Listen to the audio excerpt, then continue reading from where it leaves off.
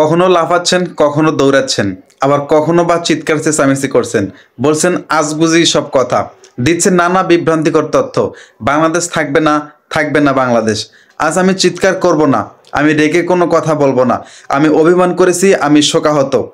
এমনই অসংখ্য উদ্ভুত কথার মাধ্যমে অনবরত বিভ্রান্তিকর তথ্য ও গুজবের জন্ম দিয়েছে চলেছেন ভারতীয় টেলিভিশন চ্যানেল রিপাবলিক বাংলার সিনিয়র এডিটর ও হেড অব ইনপুট হিসেবে কর্মরত ময়ূখ রঞ্জন ঘোষ।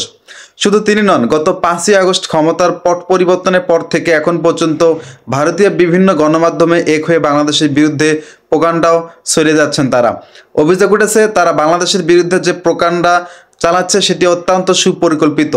বেশ কয়েকটি প্রতিবেদন অনুসারে ভারতীয় কিছু মিডিয়া বাংলাদেশের জঙ্গলি রাষ্ট্র হিসেবে বিচিত্র করার চেষ্টা করছে।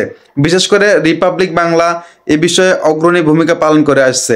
চ্যানেলটি অনবরত সামাজিক যোগাযোগ মাধ্যমে গুজব ছড়িয়ে সাম্প্রদায়িক অশান্তি সৃষ্টির পায়তারা করছে।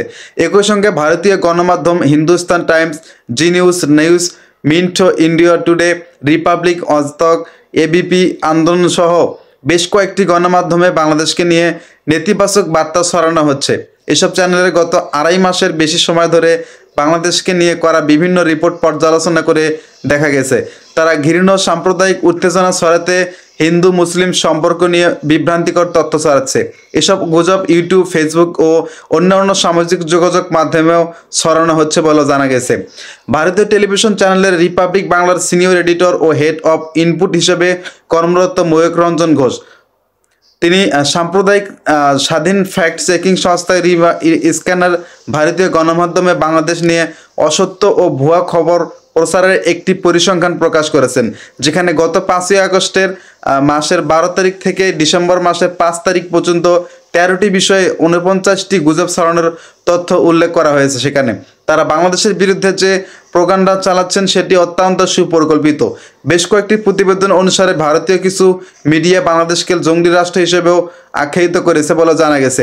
রিউমার স্ক্যানার তাদের প্রতিবেদনে উল্লেখ করেছেন যে বাংলাদেশ আওয়ামী লীগ সরকারের পতনের পর ভারতীয় গণমাধ্যমগুলোতে বাংলাদেশের অভ্যন্তরীণ বিষয় নিয়ে ছড়ানো হচ্ছে একের পর এক গুজব। রিউমার স্ক্যানার টিমের অনুসন্ধান, রাষ্ট্র ক্ষমতার পট পরিবর্তনের পর 12ই আগস্ট থেকে 5ই ডিসেম্বর পর্যন্ত ভারতীয় গণমাধ্যমের প্রচারিত অত্যন্ত 13টি খবর ভুয়া পাওয়া গেছে। এমন খবর প্রচারের তালিকায় ভারতের অত্যন্ত 49টি গণমাধ্যমের নাম উঠে এসেছে। এর মধ্যে রিপাবলিক বাংলা সহ আরও বেশ কয়েকটি প্রতিষ্ঠান।